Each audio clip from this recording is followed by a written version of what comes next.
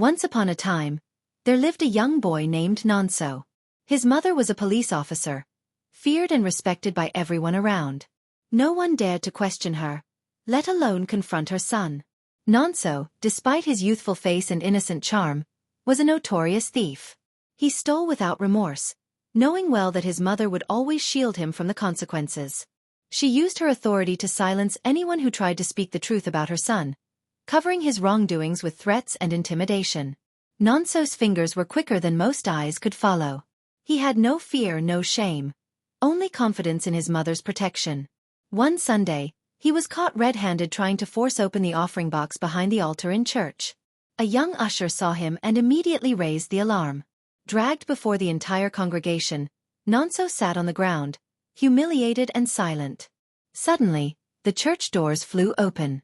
His mother stormed in, dressed in her police uniform, her eyes blazing with fury. She didn't wait for an explanation.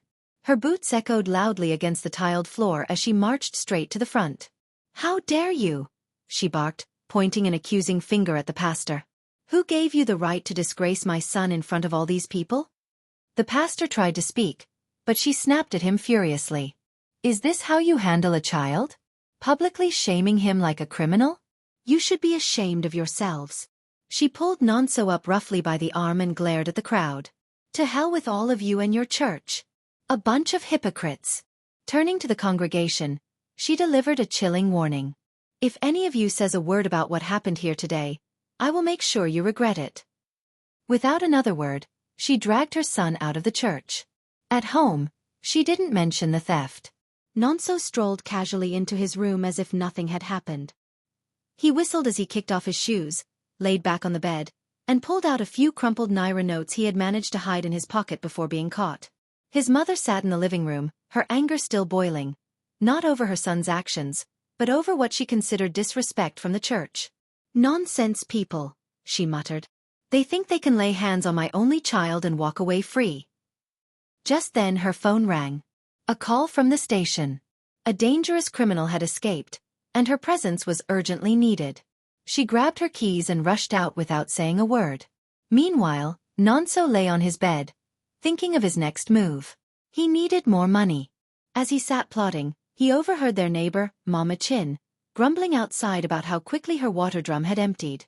Peeking through the window, he saw her pick up her container and begin the walk to the nearby stream. He knew what that meant. Rumors had it Mama Chin kept money hidden in her house. With her gone, it was the perfect chance. As soon as she disappeared down the street, Nonso slipped on his slippers and quietly exited through the back door. He moved with precision, his steps light and careful. This wasn't new to him. He tiptoed through the backyard, jumped over the low fence, and made his way to the window. Gently, he climbed in and landed in the small kitchen without a sound. The house was still. He headed straight to the bedroom. Within moments, his sharp eyes spotted a wooden box under the bed. Pulling it out, he found some wrappers, a few church envelopes, and exactly what he was looking for. Cash, folded and tucked away neatly, tightly bound with a rubber band. The sight of the money made Nonso's eyes light up. "Jackpot," he whispered with a wicked grin, stuffing the cash into his pocket. He moved quickly, retracing his steps back to the window and slipping out without making a sound. He returned home just in time, unseen. Shortly after, Mama Chin returned from the stream and let out a heartbreaking cry. Her eyes scanned the room in disbelief before she collapsed to the floor, clutching her chest. "My husband's burial money. Oh God, have mercy," she cried. "Nonso, I know you took it. Please return it." She went from house to house, begging, weeping, pleading for help, accusing, desperate for justice. But no one said a word. They all knew better than to confront Inspector Nunn or her son. The fear she commanded was enough to silence even the most outraged neighbor. Once again, Nonso walked free, while the poor widow mourned, not just her husband, but now the loss of her only savings. By morning, Nonso decided to spend some of the money. He strolled down the crowded expressway, dodging noisy bus conductors and speeding cars. As he walked, something caught his eye. A silver car stuck in traffic, its windows halfway down. The driver had stepped out to buy roasted corn, and on the passenger seat lay a sleek black designer handbag. His heart pounded. Without hesitation, he reached in, snatched the bag, and bolted through the chaos. He ran like his life depended on it, his breath coming in short, desperate bursts. By the time he reached home, his shirt was soaked in sweat. He locked himself in his room, his hands trembling with excitement as he tossed the bag onto the bed. He rushed to unzip it, eager to see what treasures might be inside. But what he found made him recoil in horror. At first, he thought it was a sick joke, until the truth became undeniable. Inside the bag lay a severed human head. A woman's head. Her lifeless eyes stared upward, frozen wide open. Blood had dried thick around her neck, the cut so clean it looked surgical. A scream tore from Nonso's throat. Loud, sharp, terrifying. It echoed through the house like a warning. Inspector Nunn, who had just returned from the station, charged into the room with her service weapon drawn. "What happened? What's going on?" she shouted. Nonso stood paralyzed, pointing at the bag, his body shaking. He couldn't find the words. She stepped forward cautiously, peered into the bag, and gasped. Her face went pale, her mouth trembling. "Blood of Jesus," she muttered, crossing herself instinctively. "What is this?" Still, Nonso said nothing. His lips quivered, but no sound came out. Realizing the gravity of what was before her, Nunn didn't waste time. Her hands trembled as she zipped the bag shut, forcing herself not to scream. She pulled on her police jacket with urgency, grabbed the bag, and walked out the door. She didn't demand answers. She didn't ask how or why. All she knew was that whatever evil was in that bag, it had to disappear. Far from her house, far from anyone who might find out. She drove out of town, past the expressway, deep into the abandoned farmlands. It was a lonely stretch where no one dared venture. The silence was eerie, unnaturally heavy, as though even the crickets were afraid to make a sound. She parked her car at the edge of the road, her heart racing, the bag tightly clutched in her hand. She ran into the bushes, pushing through sharp branches and thorns that scraped against her skin. Her heart pounded like a war drum as she made her way to the deepest part of the forest. Dropping to her knees, she dug frantically with her bare hands, creating a shallow pit. Without a second thought, she tossed the bag into the hole and covered it as fast as she could, her breath short and panicked. She fled the forest in terror, branches snapping under her feet as she raced back to her car. She drove home like a woman being chased by death itself. The road blurred as she sped through the outskirts, finally arriving home after hours. But the moment she stepped into the house, dread sank deeper into her heart. There, lying motionless on the floor, was Nonso. His stomach had swollen to an unnatural size, bloated, stretched, as if he were carrying something inside him that didn't belong. Panicked, she rushed him to the hospital. Doctors examined him thoroughly, running blood tests and scans. After hours, one of them returned with a calm expression that enraged her. "He's perfectly fine, medically speaking," the doctor said. "Are you mad?" she barked. "Look at his stomach. Does this look fine to you? Are you blind?" She stormed up and down the hallway, fuming like a lioness defending her cub. The doctors exchanged uneasy glances. "Madam, we've done everything we can. Nothing is showing up. It's not a medical condition." But deep within she already knew. This was not something science could explain. It wasn't a sickness. It was punishment. The handbag, whatever it carried, whatever it represented, it had brought something into her home. Something dark. And now her son was suffering because of it. Wasting no time, she pulled him out of the hospital and brought him back home. He remained unconscious, his body still swelling. Desperate, she made a few calls. One of her former colleagues whispered a name, a prophetess known for seeing into realms others couldn't. "She doesn't speak much," the voice said, "but she sees everything. If anyone can help, it's her." Without hesitation, she called the woman, pleading for help. "Please, I'll pay anything. Just come. My son is dying." The prophetess arrived swiftly. She didn't greet or ask questions. The moment she stepped into the house, something changed. Her expression turned grave. She followed the mother to Nonso's room without a word. As soon as her eyes fell on him, her body began to tremble. She raised a hand, signaling silence. Her eyes stayed fixed on the boy, whose swollen form barely looked human. Her breath caught in her throat. Slowly, she turned toward the door. The mother rushed after her, grabbing the edge of her dress. "Please don't go," Help him, I beg you. In the name of God, help us. But the woman shook her head, her voice low and shaking. I can't help him. I can't even stay in this house. What do you mean? You're a woman of God, she cried, gripping her arms in desperation. You were recommended. Why won't you help us? The prophetess looked her directly in the eyes, her voice breaking. This is beyond me. I've seen many things, but this is something else entirely. She glanced again at the boy, her face pale with fear. He's marked, she whispered, stepping back. Marked by something ancient, older than curses. The words struck like lightning. The mother staggered, breathless. It's not just him, the woman added. You've been marked too. And your punishment will be worse than his. The room felt colder. The air thickened with dread. The prophetess stepped back toward the door. Your pride, your arrogance brought this upon you. If I stay here, it'll know I've seen it. And it might mark me too. With that, she fled, leaving the mother and her son alone in the suffocating silence.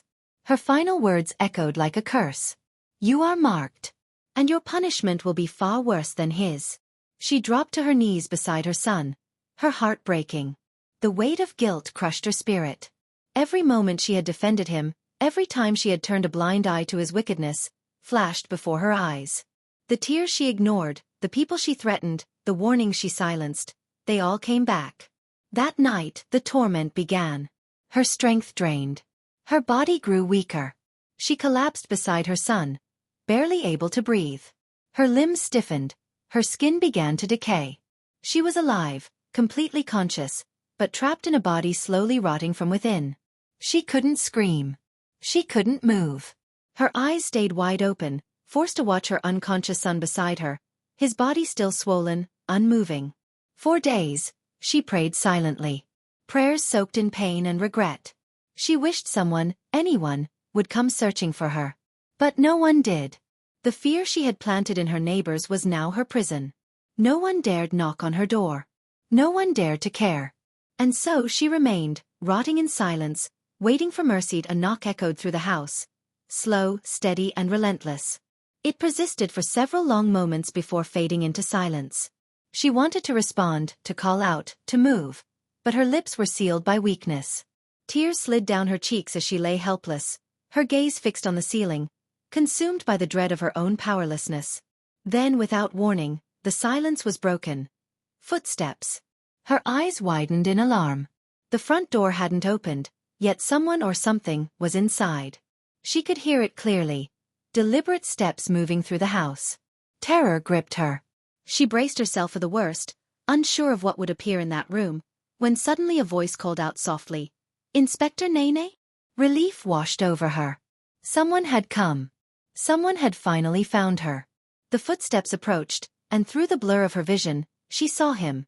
Pastor Chuka. The same man she had humiliated before the church. He stood firm, a Bible in one hand, his white robe flowing behind him like it moved with a will of its own. 3 elders followed behind him, each holding a bottle of anointing oil. The sight broke her. Tears flowed more freely as she realized he was the last person she expected to come to her rescue. Yet here he was. "I saw you in a dream," Pastor Chuka said gently. 3 nights ago. You were lying here. And your son. He was no longer your son. He glanced at Nonso's motionless, bloated body. "There is something ancient in this house," he continued. "It came in through theft. But it was your pride that allowed it to remain." Turning to the elders, he nodded. "We must begin." They lit their candles, and at once, the air shifted. The room seemed to tremble. The temperature rose, the walls creaked, and an unseen heaviness thickened the air. Pastor Chuka opened his Bible and began to pray. His voice was calm, unwavering, each scripture spoken with power. The curtains whipped around violently as the lights flickered. Suddenly, a monstrous cry tore through the room. Deep, guttural, and unnatural. Nonso's eyes flew open. But it wasn't Nonso anymore. The entity within him screamed in rage, a scream that didn't sound human. It snarled and cursed in voices layered atop one another. But Pastor Chuka stood his ground. He anointed Nonso's forehead and prayed louder, stronger, casting the words into the chaos around him. The bed began to shake violently. The mirror shattered into pieces, and from the corner of the room, something dark emerged, a figure rising from the shadows. It was her, the same woman whose head had been in the bag. Her form hovered, bleeding from the neck, her glowing eyes fixed on them. "You will not take them," she growled, her voice seething with hatred. Pastor Chuka turned to face her, unwavering. "You were not buried in peace," he declared, "but today you will find rest." He held out a white handkerchief, soaked in prayer for 3 days, and pressed it against Nonso's chest. With a deafening scream, the spirit burst into smoke and vanished. The candles blew out, the room fell silent, and the weight lifted. Nonso collapsed, unconscious, his body lean, no longer bloated. Nene blinked slowly, feeling her fingers twitch. Life was returning. Her body responded. Her skin no longer decayed. "I can speak," she whispered joyfully, tears of relief streaming down her face. Pastor Chuka approached and gently touched her forehead with oil. "The spirit did not just torment your flesh, it fed on your guilt. That's why it held such power." She wept uncontrollably. "I was blinded by my own pride. I thought I was protecting him. But I was destroying him." Chuka placed a hand on her shoulder. "There is mercy, even after judgment. But you must never go back to the person you once were. Not as a mother, not as a woman, not as a soul." She nodded, broken and humbled, vowing never to return to her old ways. Behind him, the elders bowed their heads in solemn agreement. Then they all gathered and raised a chorus of thanksgiving and worship. A deep, lasting peace settled over the house, something they hadn't felt in a long time. The air felt pure and calm. A week later, Non and her son Nonso visited the church. Nonso stood quietly beside his mother at the altar, the same place where everything had started.